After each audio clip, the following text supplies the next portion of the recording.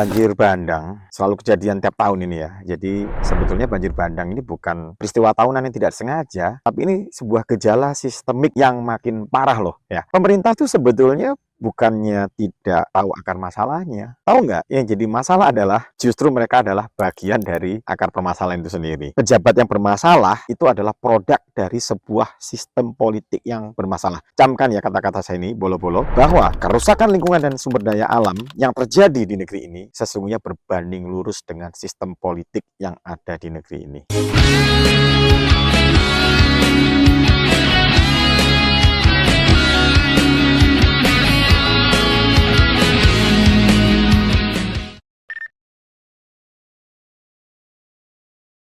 Kita sering mengatakan bahwa ketika ada bencana ya, itu kita mengatakan bahwa alam marah ya, Tuhan murka gitu ya. Tapi pernah kita sadari nggak bahwa yang terjadi di negeri kita kebanyakan ini sebetulnya justru karena hasil dari keputusan manusia yang diambil lewat keputusan-keputusan politik.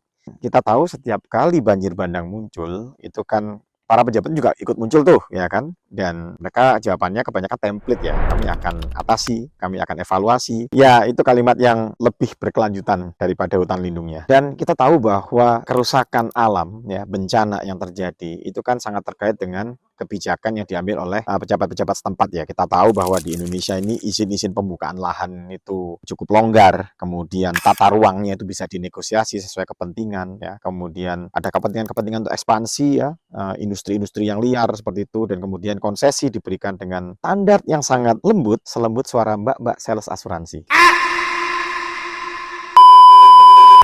Sementara ya pejabat-pejabat kita ini kan banyak sekali yang berorientasi bisnis ya biar bisa balik modal sebetulnya setelah pilkada ya. Tapi ya memang kebanyakan barangkali pejabat kita emang nggak ngeh sama isu lingkungan. Mereka nggak punya literasi lingkungan yang cukup ya. Kalau kita lihat kualitas-kualitas pejabat yang dilahirkan baik itu legislatif, eksekutif, berapa banyak sih di antara mereka yang punya visi tentang lingkungan? Sangat sedikit sekali ya.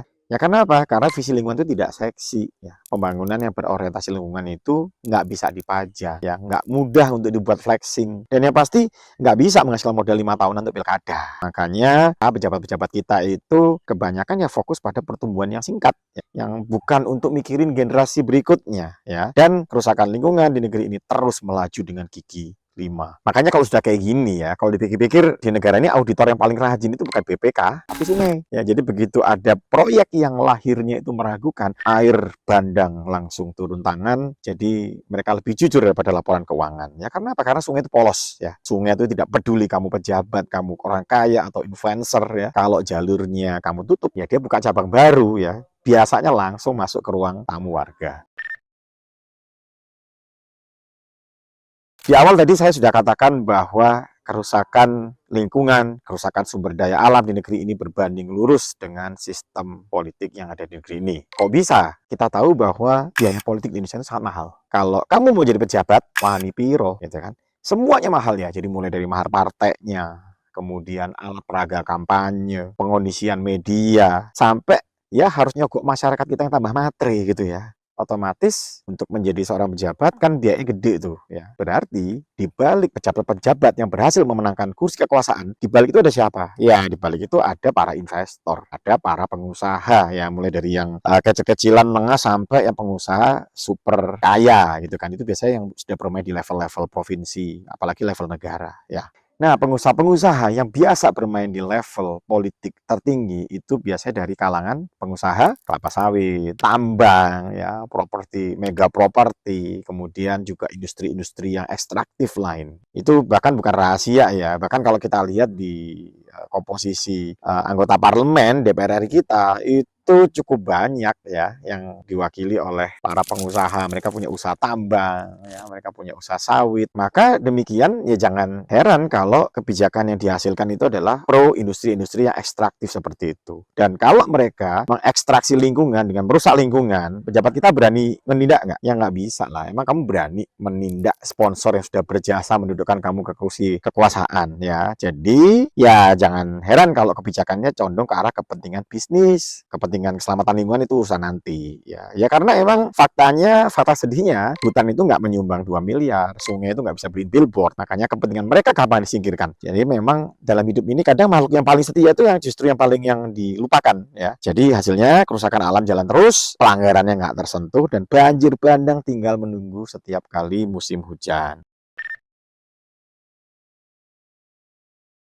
Baik, bolo-bolo, tadi saya sudah garis bawahi bahwa pejabat yang bermasalah itu karena memang dilahirkan dari sistem politik yang bermasalah. Kita tahu bahwa sistem politik kita itu sangat mengutamakan kekuatan modal daripada kekuatan gagasan. Yang menang adalah yang paling banyak modalnya, ya, yang paling bisa membayar influencer, menyuap rakyat, menyuap penyelenggara pemilu. Jadi tantangan untuk bangsa ini ke depan adalah bagaimana memperbaiki sistem politik kita. Ya, di video ini berkali-kali saya sampaikan bahwa kita bisa kok membangun sebuah sistem politik yang murah, yang representatif, ya, dan menghasilkan putra-putri terbaik untuk jadi pemimpin di negeri ini. Dan yang lebih keren lagi, sebetulnya konsep ini sudah dirancang oleh para pendiri Republik Indonesia dulu. Ya, kita punya sebuah konsep yang sangat unik, khas Indonesia, yang berlandaskan pada permusyawaratan perwakilan, ya, atau musyawarah mufakat. Makanya saya di sini sering mengumandangkan semangat kembali menjadi bangsa Indonesia. Artinya adalah sistem politik kita harus dikembalikan kepada filosofi Pancasila yang tertuang pada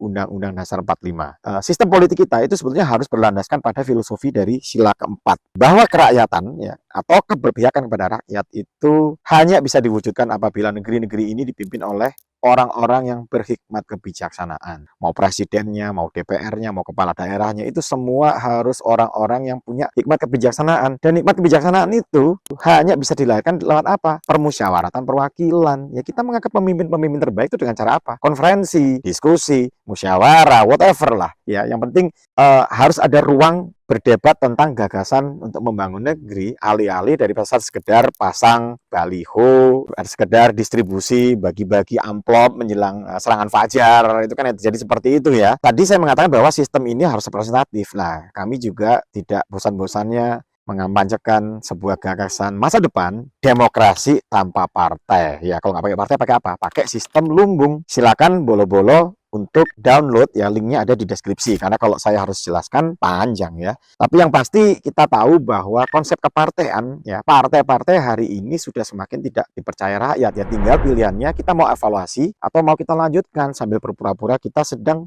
berdemokrasi. Nah, kembali ke laptop, ya. Kalau kita berhasil membangun sebuah sistem yang jauh lebih murah, maka kita akan menghasilkan pejabat-pejabat yang nggak punya utang budi sponsor gitu ya. Itu akan menghasilkan pejabat-pejabat yang merdeka dari modal politik, sehingga lebih berani dalam menindak pelanggaran lingkungan. Kita berharap bahwa sistem politik yang lebih sehat itu bisa lebih membuka ruang bagi kebijakan ekologis jangka panjang yang bisa menyelamatkan anak cucu kita ke depan. Bolo-bolo, kita tentunya ingin bahwa anak cucu kita nanti masih bisa melihat hamparan hijau ya. Indonesia sebagai salah satu penghasil plat manufah paling lengkap di dunia ya. Kita ingin anak cucu kita masih bisa menikmati sungai yang jernih, kemudian rimba-rimba yang masih hidup, kicau burung, dan berbagai keajaiban flora fauna sebagai anugerah dari Allah Ar-Rahman Ar-Rahim. Sebagaimana Tuhan mengatakan bahwa telah nampak kerusakan di darat dan di laut disebabkan oleh perbuatan tangan manusia. Sesungguhnya Allah menghendaki agar mereka merasakan sebagian dari akibat perbuatan mereka supaya mereka kembali ke jalan yang benar. Jadi kalau kita mendapatkan bencana alam yang tidak berkesudahan, itu adalah akibat dari perbuatan kita sendiri dan peringatan dari Allah. Nah, pertanyaannya, kita mau benar nggak sih kembali ke jalan yang benar ya? Karena sebetulnya bangsa yang besar itu bukan hanya diukur dari bagaimana cara mereka memperlakukan sama manusia, tapi juga bagaimana mereka memperlakukan alam dengan penuh hormat dan tanggung jawab.